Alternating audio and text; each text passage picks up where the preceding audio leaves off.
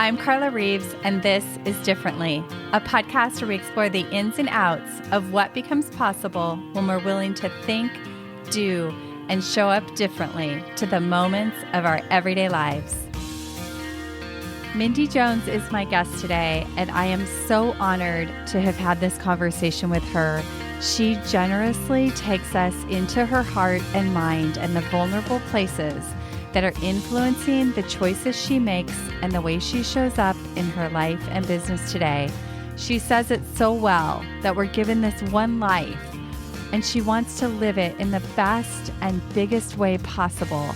And today she demonstrates how doing that requires digging deep on the inside to make sure she's not just creating and building the next thing, but creating something that's not only big, but filled with depth, meaning, and deep purpose. It is my honor to introduce you to Mindy Jones. Aside from being an amazing human, Mindy is also the owner of a thriving residential real estate team here in Chandler, Arizona. She's the founder of Community on Purpose, Inc., and also the host of the new Community on Purpose podcast. Here's our conversation. Hey, Mindy, welcome to Differently. I'm so excited to be hanging out with you really early in the morning. I'm glad that you mentioned that. I do have a cup of coffee with me, but we're going to get through this one. It's going to be a good one. Likewise. And we both were talking about how, well, you said you love the morning, which I do too. I love the morning. So I'm really excited to, for the listeners, just to meet you, Mindy. And why don't you just start? Tell us a little bit about you and the chapter of life you're in and what you're doing in the realm of work right now. Yeah, I do love mornings, but because of the chapter of life I'm in, I don't always get to experience them in the way that I used to. And so sometimes it's nice to get up early like this and be able to connect and start my day with a cup of coffee and doing some work, and also being able to dive into some good, deep conversation with someone that I feel really close in community with. But I am a business owner. I am a nonprofit owner. And I am the very, very proud mom of a 2.5-year-old. And he has become one of the most important, powerful lesson opportunities for me that I have on an absolute daily basis. And so he impacts my morning routine quite a bit, but honestly, I wouldn't have it any other way. I love that. Say a little bit more about that, because I think our kids do, like, they have such an influence on our lives, right? I think we always think about it the other way around, like we're here to influence them, but I experience that just like you do. Like, they still today, like, they just have such an influence on me. So I'd love to hear you, like, how is that impacting you right now? Yeah, I mean, God, in every way possible. I mean, it completely shapes the way that I look at things, the way that I critique things, the way that I look at myself. I have never, I've always been a very introspective person. I look at every situation as an opportunity to kind of dive deeper into myself, and not that I always can figure out the answers or I know where the journey is taking me, but I just have always been the kind of person that tries to figure out what was this meant for? Why am I going through this, good, bad, or otherwise? What is it meant to cause me to do? And having my son really took that energy into a whole new level. I feel such a sense of responsibility to help support his shine, for lack of a better word. I don't want to dim him. I don't want him ever to feel like he's too much. And I also want to help him be able to navigate through the world with those deeply, deeply profound skills and intuition. And, he was just born with something really special. And I think I'm probably projecting a lot on him. But growing up, and still now, I think I struggle to find where I fit in. And I really want my son to always feel like he not only fits in, but he can make an impact. He can make change. He has something special. He is something special. And when I think about him, it makes me deeply look at myself and my relationships and the words that I use and the way that I act. And, I'm proud of the mom that I am. And that is a huge load to carry as a mom, on top of, leading a business and being a good community member and giving back. And, I feel like we're given one life, and I want to live it in the best and biggest way possible. And that's not always the easiest path to choose in life. Yeah, I love what you're saying about, when you have children, that you are kind of watching yourself a little bit through their eyes. And for me, it like heightened, like you said, like the words that I say, the way that I move in the world, how I show up, how I treat other people. Like, I think that our actions speak so much louder than anything we're going to teach or tell our kids. Like they're watching, and what an incredible influence that you have. So as you talk about that, like one of the things I told you before we started recording, was just how I have watched you and all of the things that you do, and knowing that you have a little boy. And like, I'm so curious about, and I know the people that I work with are juggling lots of things. I know you're juggling lots of things. How, like, what supports you to do that? How do you sustain that level of engagement, and also take care of yourself and be the mom you want to be? Yeah, so I don't have it all figured out. So we'll just sort of we'll start from there. I believe in being exceptionally transparent, and I have been blessed with a gift to know how to communicate well and navigate situations. I can read people. This is something my son has and has exhibited since Mhm. even before he could talk. I could tell that he really has the ability to read people's emotions, to understand what they're feeling, or if there's some sense of a conflict. I mean, I could always sense in his face when he could feel something happening well before he was verbal. And I am that way. And so it's a great skill that I have, and I'm very grateful for it. But I think because of that, sometimes people see me doing a lot of things and engaging in a lot of ways, and think that I've somehow figured out, how to quote unquote do it all. And I definitely haven't. And I have a lot of moments where I feel overwhelmed by the amount of things that I'm engaged in. But for me, when I feel that, my coping mechanism for the anxiety that I feel is really to sometimes do more. Mhm.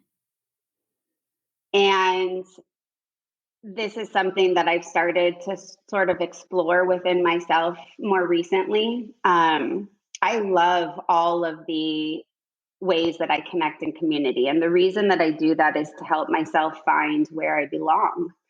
And as I struggle with, the stage of life that I'm in, or wanting to be a better leader, or taking care of myself physically or spiritually, the way that I know how to do that is to get into community with other people who are doing it.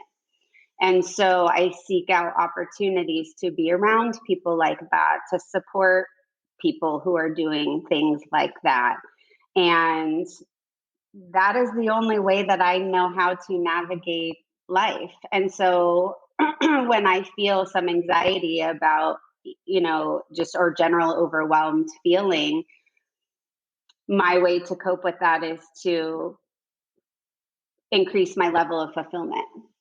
And so Mhm. right now I'm kind of dissecting where I get that feeling of fulfillment from. Do I have to do more activities to get the level of fulfillment? Do I need to go deeper with some of the relationships that I already have to get more fulfillment? Do I actually need space? I had a good friend of mine recommend lately that maybe it wasn't that I needed more to get Mhm. more, but I needed less to get more. Um, Mm. And so I'm just kind of navigating through all of that. I honestly couldn't imagine a life without the connections that I have. This is how I've always been, and this is how I hope to raise my son. And I hope to learn some more lessons about how to do it sustainably and to have clarity around where my fulfillment comes from so I can better teach him. I think it's so beautiful what you're saying on so many different levels, but I believe that, as a leader, when you can share just the way that you did, like I think sometimes as a human, we fear that that's going to make us look weaker or, like have people think less of us. And I believe the complete opposite. When I see a leader willing, like you, willing to actually say, like, be transparent about that, to me, it elevates you and tells me a lot about the person you are and and your values. And I also think that I've always had this belief that from our greatest pain or suffering comes our greatest gift. And so you were talking about, this feeling of, we talked a little bit about it before we got on, like this feeling of not belonging or not feeling like we fit. And I said to you, like, I did not know that about you. And I have that too. Like, I've been dealing with that most of my life. Um, I was actually born into a family that, like, it's like a his, hers, and ours. And so I was the last child and the only child of both my mom and dad. So I just kind of came into this earth like a little bit separate and a little bit different.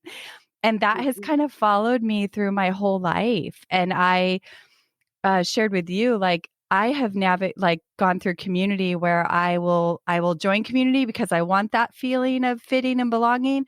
And then I don't find it and I don't feel like I'm fitting, or these aren't my people, or it's not my group. And then I would leave communities. And I did that over a lot of years. And like over the last few years, really started to change that for myself to stay longer in community. And because I craved those deeper, more organic relationships. And when I was moving through the community too quickly, that didn't have time to get built or created. And so I've learned to stay longer in community. And even though I still have that feeling of not always fitting and not belonging and not having my place, but what I see in you is this, like, it is your superpower, it is your gift that maybe comes from a place that can be painful at times for you.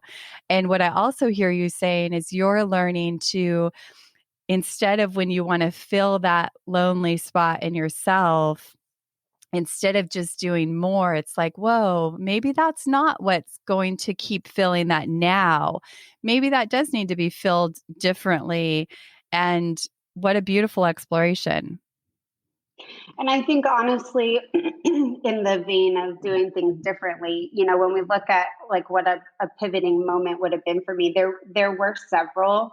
Like you, I also was the only child of my parents, and then they each went on and were married again after that. And my parents were divorced when I was 6 months old. So my first recollection of the world is kind of as the go between of people who had new families, if you will, right? Wow. Um, and so, I look back on that, and I'm grateful for every experience that has brought me to the place that I am today. I'm grateful. So, in all respect for my parents and everything that they've provided for me, that just created a certain element, I think, to me trying to seek where I belonged, what was mine. And I think also combining that and the fact that I was definitely born, with a high emotional intelligence, or being able to be intuitive about the feelings around me, that at a very early age, I think I was always trying to just sort of gauge the room, if you will. And so I think that that's really the starting place for me coping with the good and the bad by getting in community with people. And, so then you get learned skills, how to organize, how to communicate, how to assemble, how to do a needs assessment, how to, so you start to learn these skills. And I learned them at a very young age. I mean, I've shared this story about starting a peer mediation group when I was in second grade. And it's funny, right? But if you look at like what the core components of doing something like that are, it's identifying a problem, gaining consensus from people that they want to fix it, being able to determine what the skills are that other people need to change it, delivering that message to an audience, gaining excitement about a program, delivering, I mean, like if you look at what all of those skills are, those are things that I've carried with me throughout my life in how to problem solve. And makes me emotional, right? Because you think about how powerful our mind and our heart are when we need to solve a challenge. And if we can encourage others to be resilient and gritty, and certainly something that I want to pass on to my child, which is probably what is mostly what brings the emotion, right? Is thinking about wanting to help him learn how to do that, no matter what situation he is faced with, right? I mean, it could be something as simple as going to the library and they don't have the book that you want. What do you do about that, right? But helping people to build that skill. And I think that is really at the core what my passion is, because I truly believe it doesn't matter where you start, it doesn't matter your socioeconomic status, it doesn't matter what support tools you have in place. If you can learn how to go inwards and develop those skills, you can do anything. It is a completely even playing field. And I think sometimes people look at the things that I've accomplished and assume that it just all comes really easy, or it's not, it's just natural, or even that it was given to me. I mean, I don't know. I always have this lens like other people had it way harder than me. That's just the way in which I look at the world. And so I guess all that to say that is what has driven my passion to connect with other people, to make other people feel like they too can accomplish anything. And what has happened for me over the last couple of years since I had my son is I've tried to gain clarity around who are actually the people that I want to help feel that way or help make a difference for. Because it's always in my life been very broad. Help anyone, be in community with anyone, and sometimes that's not fulfilling because we have certain things that we're passionate about, or certain kinds of people that we work better with, or not as well. We're leaders for certain type of people and we're not leaders for other kinds of people. And that's okay. That doesn't make you a bad leader. But if you don't identify that, you will try to lead the wrong people, right? And so I think the last couple of years since Nico has been born, I've gotten a lot of clarity. I want to support women in leadership and business. I want to support organizations that support youth and families, because that's my stage. That's where my passion is at. That's what gives me the most fulfillment.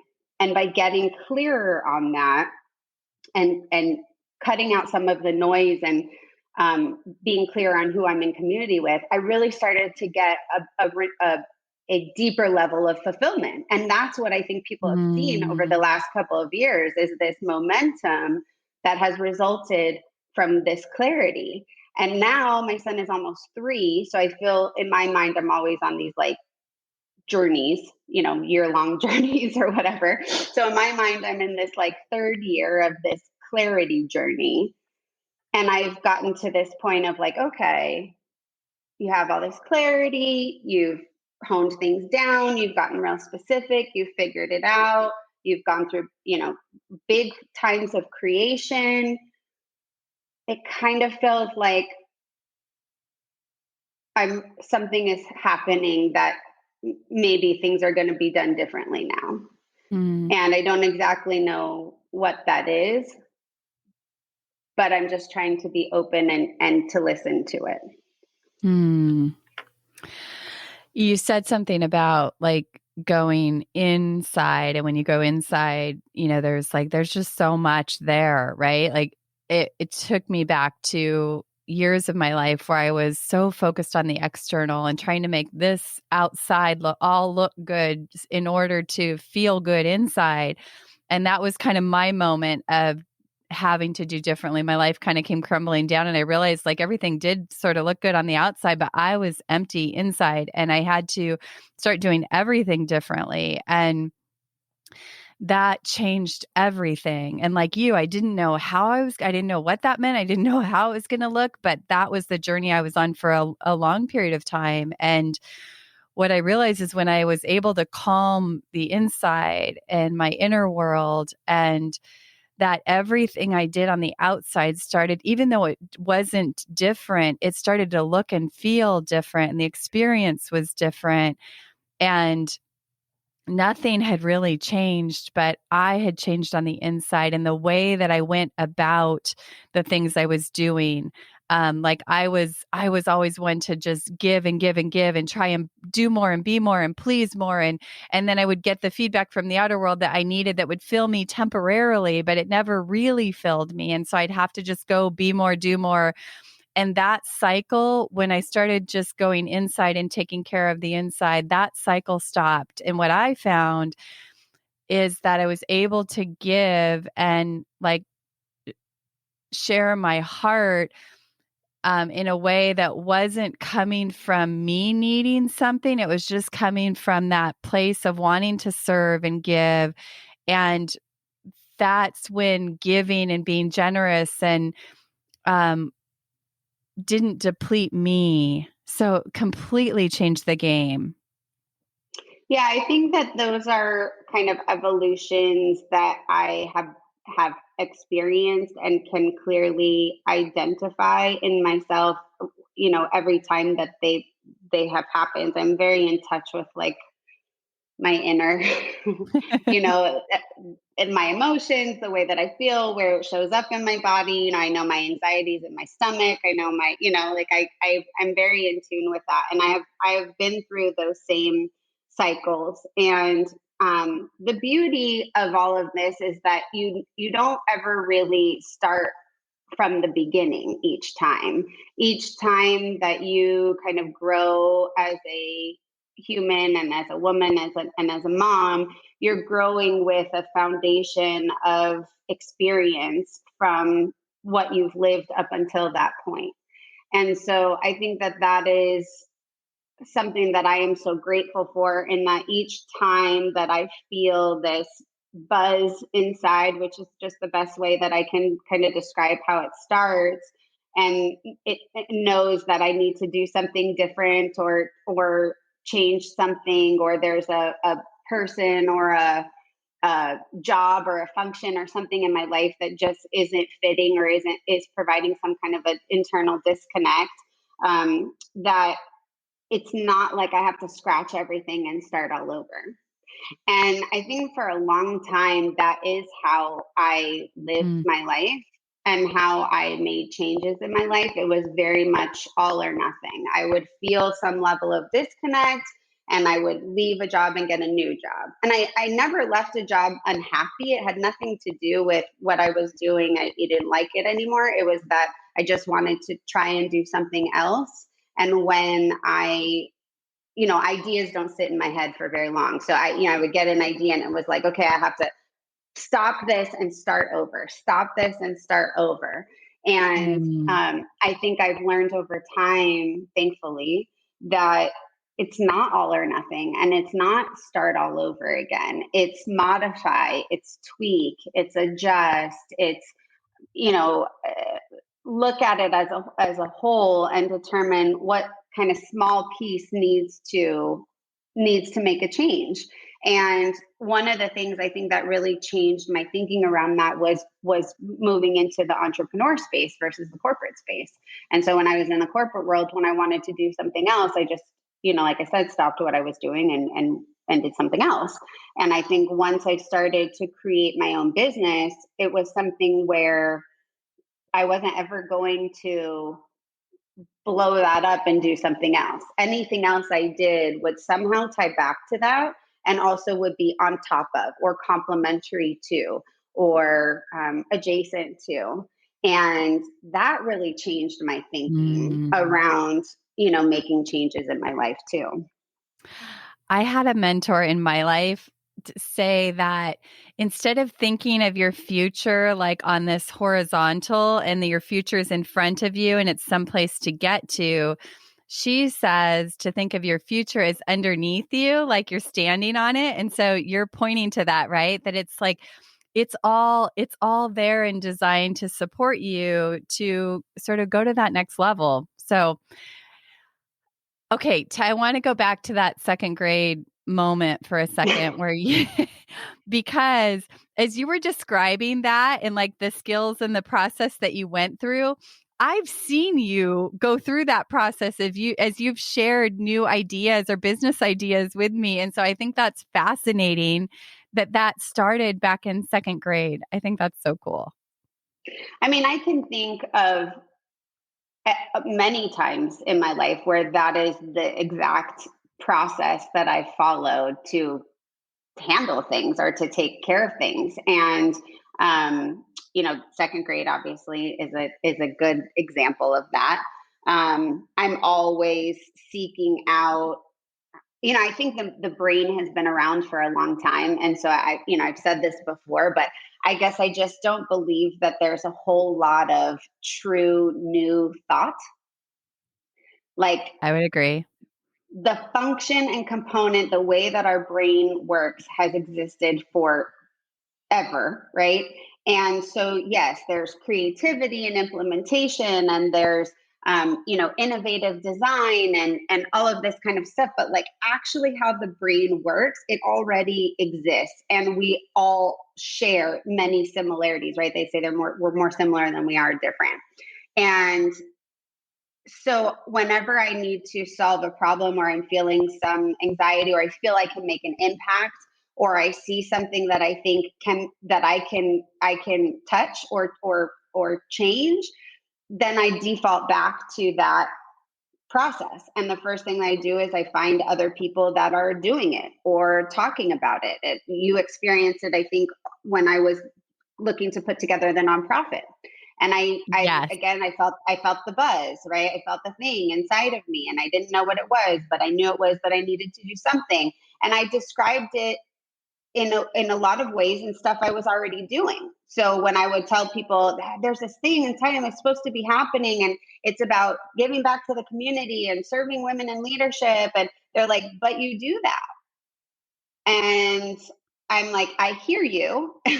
And I have this thing in my body. And so I just set up interviews with anybody that I knew that I respected, that was working in this space, and just talked it out, got it out of me. It was like something that just was building inside of me. And through those conversations, I was able to do a needs assessment, find out what people were working in that they felt like there were gaps in, find out who would be good partners for me, get inspiration from people that were working in the same space as me and hearing them use the language. And the language is so much of it. Language is such a big part of it. And so I shouldn't be surprised that my son is so verbal. Mm. Words that we use, it's so powerful. And when you can be around people that talk about the places you want to go, you can fast track anything that you're trying to accomplish. And I think my agents, I run a real estate team. My agents will tell you I am on them all the time about words that they use Mm. in emails and words that they use in between each other and ways that they say things online. And I think a lot of times they think I'm trying to do what you mentioned at the earlier part of the show, which is make things look good on the outside. Mm. And it's not that. It's that if you talk the place you want to go, you will get there.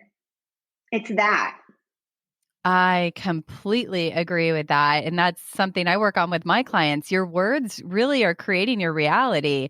And so if just like with the topic of time, this is something I changed in my life, but just the way you talk about your time and how busy you are, I just changed the way that I would speak about that. I don't use the word busy anymore. I'll just say, like my day is full, or just anything, because it creates your emotion and your experience of it. And as you start to change your words, your reality literally starts to change. And so I think that's very powerful. I want you, so tell us a little bit more about Community on Purpose and what that has evolved to, because I remember when it was just a seedling of an idea. So this is so exciting. And it is still a seedling, really, I think, in the grand scheme of things. This has been another exercise for me in that it will develop as I have the space and the staff to develop it. And that's the first time that I've built something in that way. I am the kind of Mm. person that once it gets in my head, I may tell you I'll do it in the next 6 months or so, but by 6 a.m. the next morning, there's definitely going to be an email about something, things just don't sit long in my head. It's not the way that I work. I make very calculated decisions. I think very hard about the decisions that I make. I go through a process of evaluating and using my what I know intuition and gaining knowledge. And I do not make random decisions. But once I've gone through that process, I can very quickly make the decision, and then that is it. We're moving on from there. It's something my mom has really helped me with, and I still struggle with it at times. But she always says you just have to take the action, Mm. and we sometimes we second guess ourselves, and that is the worst feeling in the world. And one thing that she has really taught me when I feel that sense of second guessing myself is to look back and say, did you make the decision without any thought?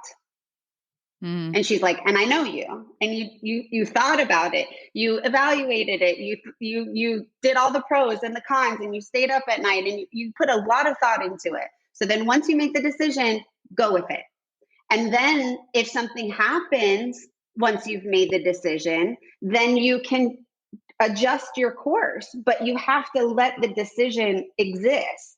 If you keep holding it back by second guessing yourself, you're trying to make choices based off of a lack of new information. Mm. And so this is a process that she helps me with often when I've made decisions like picking a school for my son.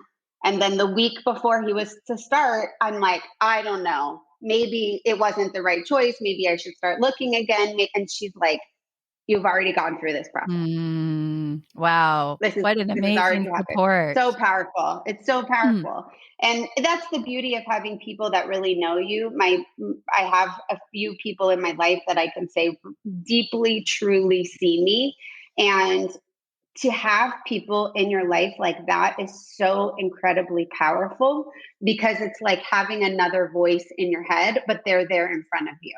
And so when your voice in your head is like doing this, with itself, or you can't see me, but like taking sides and positions and if all of this kind of stuff, you can have someone else on the outside who says, "Listen, I know how you're thinking.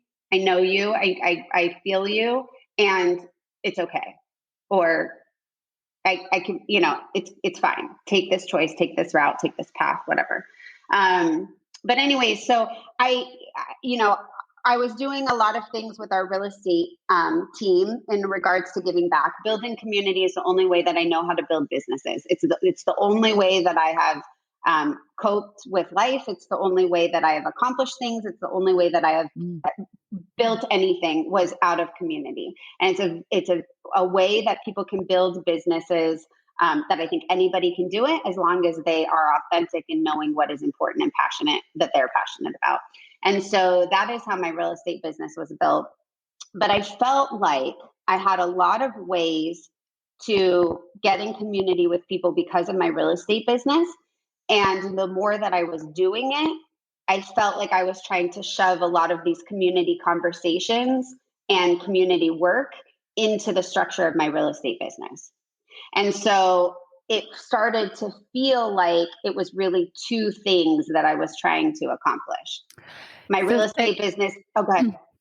say a little bit more about that, because I remember you telling me about that. Through the real estate business, you started to see needs in the community. Say a little bit about that. Yeah, so through our real estate business, we obviously we work with families and women and people from all different walks of life, and there were a few things that I would see. One, we believe as an organization that it's important to be rooted in the community that we're in. And so as we would volunteer, or we would hear from our clients, organizations that they were supportive of, or families who were foster parents, we would delve into that journey with them by way of being in a business where we meet people. And so we're being constantly exposed to needs, and so I think that's how a lot of it started. We would do quarterly volunteer projects with our team. We would do drives. Any events that we would do would always have a nonprofit component to them. I started some video series where I would interview people in the local community as a way to give back to them, like a professionally produced video that they would have. And with each connection came some opportunity to go deeper. So either to meet somebody else, or to do something new at the organization, or so I just this web just, and this is what community is. The web just started to get more and more intertwined, and bigger and bigger and bigger. And so while I'm running the real estate business and helping families buy, sell, and own real estate, we're serving through the community, because that's how we believe that businesses should be built. That's what we should be doing as community members, is building community wherever we work and live. Meanwhile, this one side is getting so deep and big that it's like it almost needed its own home, because the real I mean, estate a life business of its own. is becoming a life of its own, because the real estate business, the money that we put back into the business in part supports the community, and in part supports the business itself. And so I felt like there were two things that were happening at one time. And as I got more clarity on the community work stuff, it grew.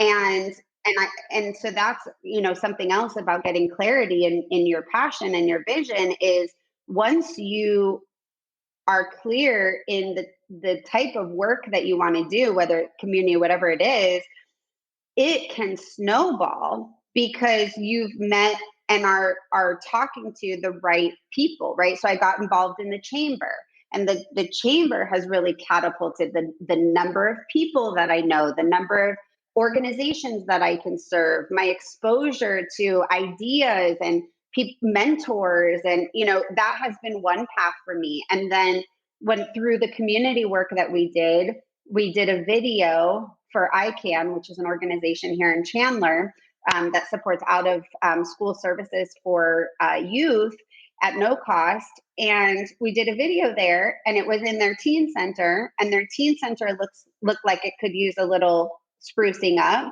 And so, Mhm. like 4 weeks later, I pulled together like a $20,000 renovation of the room. And then that led them to asking me to be on the gala committee. And then this year, I'm the co-chair of the gala. It's like it just Wow. builds and builds and builds and builds and builds.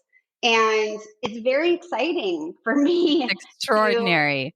I mean, it's so cool to see how when you engage in something that you really believe in and you love, people will feel that, and they will want to be a part of that. And, so through that came Community on Purpose, which was this idea of creating a nonprofit organization that was the home for all the things that we were doing at the Amy Jones Group. It was the Mhm. home for how I believe that life should be lived. It was the home for the conversations that I wanted to have with all these people who I'd been attracted to through this development and work. And so it was launched earlier this year. We started a podcast where we have conversations, which I've had the opportunity to speak with you on our podcast about building community through giving, business, living, right? All the different ways that women design their life.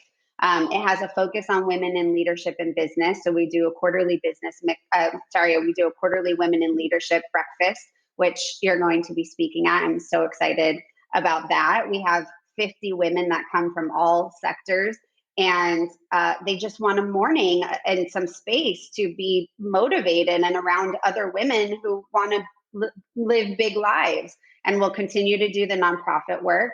And then we'll also do some direct giving for needs that we uncover through the Amy Jones Group. And so you often find families where someone has lost their job, or someone is, a child is sick, or there's some challenge that they're facing.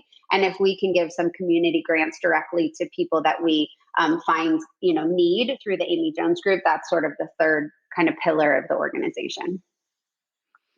I'm so inspired. It's so exciting. I just you're a builder. You have ideas, and I have that too. And just listening to you, it just makes me so excited what you're up to, and Community on Purpose. I can't wait to see how it unfolds. And I absolutely love that you're doing this differently.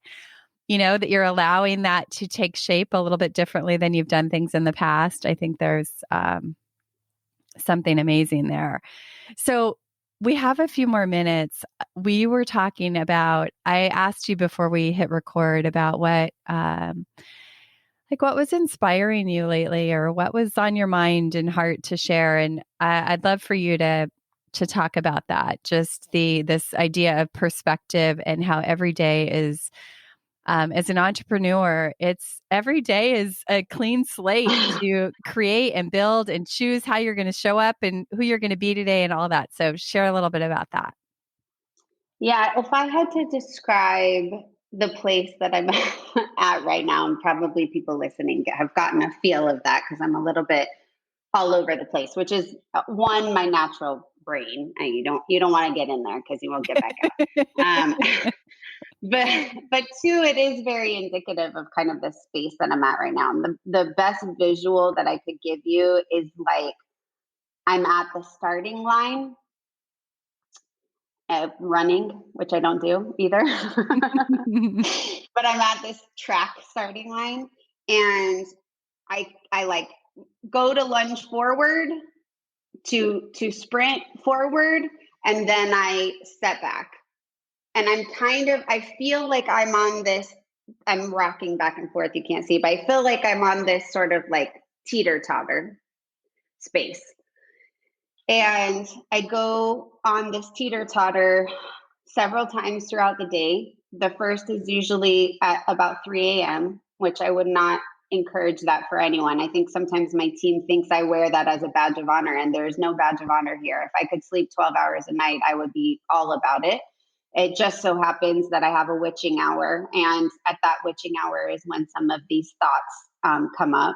And then it happens when I see my son first thing in the morning, and I evaluate everything on my plate and what's important and what comes first, and prioritize. And it happens at the end of the night when I think about everything that I've accomplished during the day and how grateful I am for what's in my life and what I'm able to do, and feel simultaneously some sense of overwhelm of the different loads that I carry.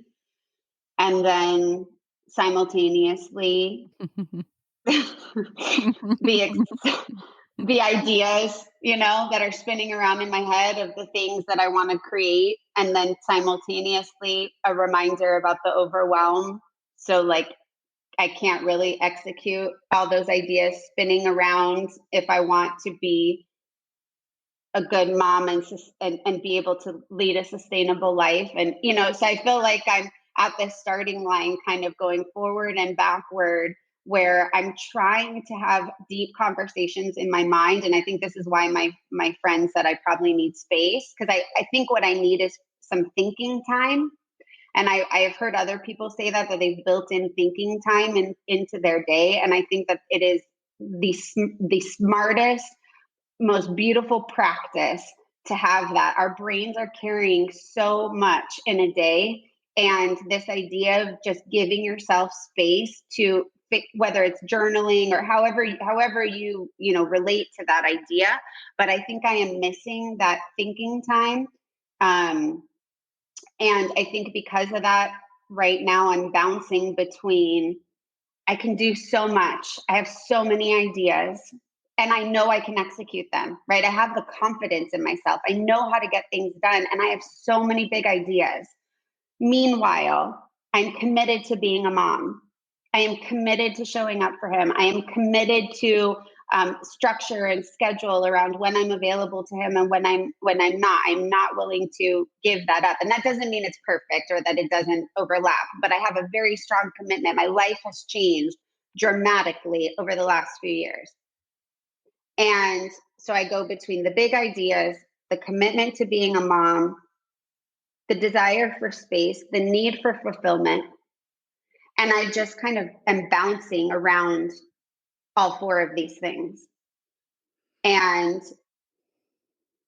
I think what I probably need, and what probably most people need if they feel this inside, is they need space. They need thinking time. And I haven't quite figured out how to get that, because I am doing so much good, powerful, meaningful, fulfilling work. I am not unhappy inside. Yes. So Just yes. yes. So as you're describing this like teeter-totter, I like what I see, and I don't know if this is true. You tell me if this is true, but what I saw was like you're you're in this space of like running and taking off would be what you've always done. And there's Mhm. something that has you pausing and hesitating that is calling out something different from you. And Mhm. and that teeter-totter is like, do I do what I've always done, or do I really do something different here? And I think that's like what an important time, and so awesome that you're aware of it and listening to that, um, because there's something really important there. That's what I feel. And this idea of having space to kind of just unpack all of that and step back and get really, really clear. One of the things that I talk about with my clients a lot is this idea of, are you acting on your commitments, or are you acting on your feelings? And for me, a huge pivot point in my life was when I stopped letting my feelings of the moment, whether it's inspiration or ideas or like that desire to build, or like when I stopped letting my feelings always run the show and let my commitments really start to guide my life, that was a game changer. I And love it that. sounds like you're like reaching another level of that, like where I feel your large commitments, and they're huge in your life and so important, and probably now more than ever with a young boy. Well, And and that's it, right? The commitments, you're absolutely right. And I that is an aha for me this morning. So I really appreciate that. And I think it's for me is going to be learning how you do that, what you do with the feelings, because the feelings are what give you the immediate burst of energy, right? And so I don't want those to go away, because I love that. I love that feeling. But how do I do that in order to honor the commitments? Because that is exactly it. My commitments right now, and I'm very clear on what they are. I run a team of women. My commitment is to them. My commitment is to have a platform for them to succeed, a safe community for them to grow, provide the best experience to their clients, and in turn live the biggest lives for themselves. mm, They are a major commitment in my life. Also, my son, a major commitment in my life, his growth, his feeling good about himself, his being able to navigate the world, his being able to navigate his gifts. He is a major commitment. Those two are my biggest commitments. The clearly missing commitment is myself, the health, my spiritual health, my physical health, my emotional health. I work on those things. And yet, if I'm honest with myself, the other two commitments often end up at a higher ranking than that one. And I think I'm trying to move all three of those to the same level and the same space. And it's something I'm practicing every day. And it's something that I think every mom and business owner it is practicing every day. There's not a day that I think I'll be like, oh, I got it figured out. It's all, we're all good here. We're all in balance, right? I mean, I don't think that, but I can tell you that I'm actively trying. to get those things on the same level. And that's it. Those are my commitments. Everything that I Mm. do, all the other activities, all the other feelings, everything else that I do, the community work, everything ties back into those commitments. So if it doesn't support those commitments, it doesn't fit. Yeah. Yeah. So there's something that's stirring in me too. Like when you talked about that buzz, like when something starts stirring inside that wants to come out, there's something inside of me that's happening that kind of ties to what you're talking about. But it is this idea. And I think when we were talking beforehand, you talked about how like every day is sort of this choice, right? Like this choice to like really choose your perspective and really create the day. And I think that I have this passion or idea to really, I've always had this vision of like helping people channel their creativity and almost that entrepreneurial skill that we apply to our business. My passion is to teach people how to use that and apply it to their life so that they're literally becoming like an innovator of their everyday life and using those skills to really choose like how I'm going to think, how I'm going to, what my perspective is I'm going to choose today, what actions I'm going to take, how I'm going to line those all up, how they tie to the bigger commitments and the vision like you're talking about, and really just be an innovator of your everyday life. Like that idea excites me so, so much. And I see you like really exploring that. And it's so exciting. And I think there's probably so much more conversation that we could have here, Minty. Right. Right? I am everything you said. Yes. Back to just yes. Right. I am wholly on board with that. I heard someone say the other day, it was a podcast that I was listening to, and they said that they didn't expect that they would be an entrepreneur. They never expected that they would live the entrepreneur life. But when they went back and looked at things that they had done in their life, it was very entrepreneurial.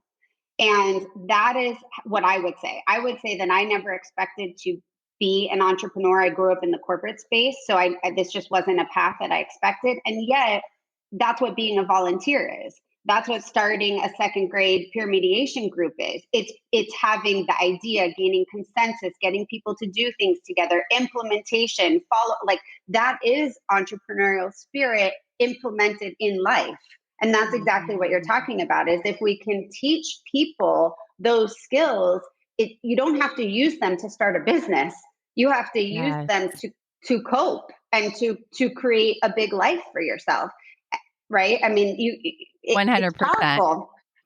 It's really powerful. It gives me chills. Yeah, it's so exciting. So to be continued on that topic. Yes. So tell us, how can people find out more about what you're doing and your events? And I'm so excited to be part of your next event on the 4th of March. And yes, tell people where they can connect with you and find out more about all the things you're doing. Yeah, so the name of my real estate business is called the Amy Jones Group, and we're a residential real estate team in the Southeast Valley. And we're made up of 12 women, so all women, mostly mamas. And so you can find us at amyjonesgroup.com.